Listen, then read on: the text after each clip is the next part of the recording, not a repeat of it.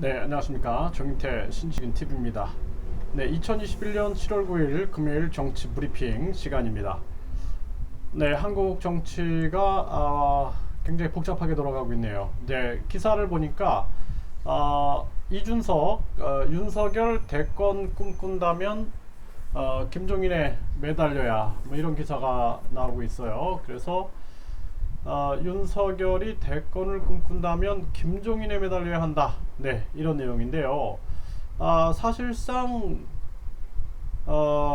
국민에게 매달려야 되는데 김종인에 매달려야 한다. 이렇게 얘기를 하고 있네요. 그래서 아직도 우리나라 이 정치인들의 수준 그리고 국민들의 인식 수준이 이렇게 낮다라는 생각을 해보게 되는 거예요. 그래서 윤석열이 대권을 꿈꾼다면 국민에게 매달려야 돼요.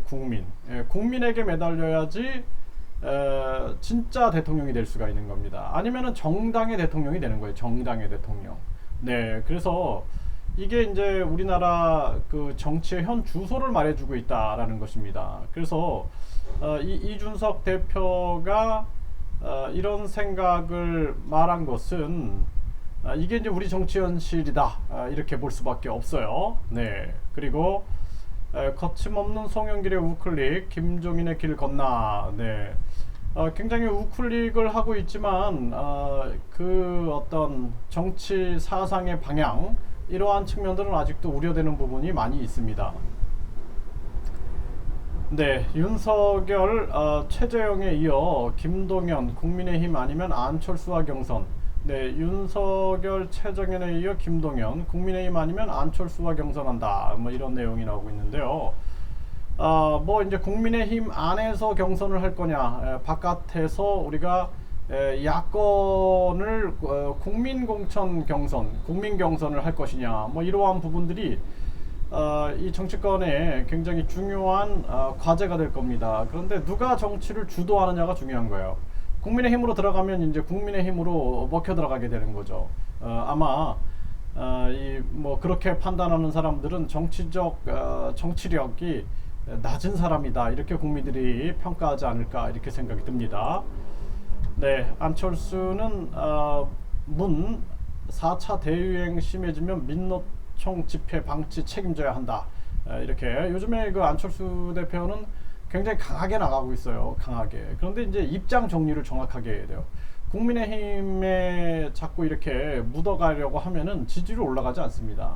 네, 자신이 정확한 자기 독자적 방향을 내세우고 강력하게 주도한다 그러면 지지율이 올라갈 거예요. 네, 그런 부분들을 정확하게 짚어야 될 겁니다. 네, 송영길 재난지원금 가능한 많은 국민의 범위 확대 가능성 시사. 이게 재난지원금.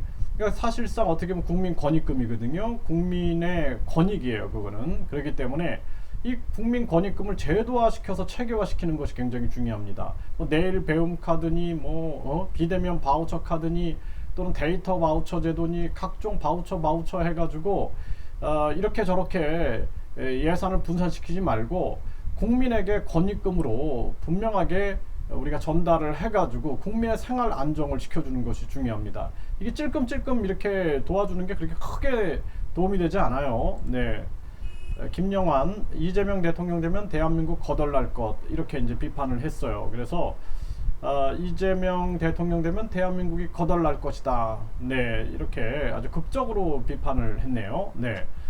자, 우리나라 그 정치 상황들을 좀 살펴봤고요. 특히 이준석이 윤석열 대권을 꿈꾼다면 김종인에 매달려야, 이 말은 굉장히 실망적인 발언입니다.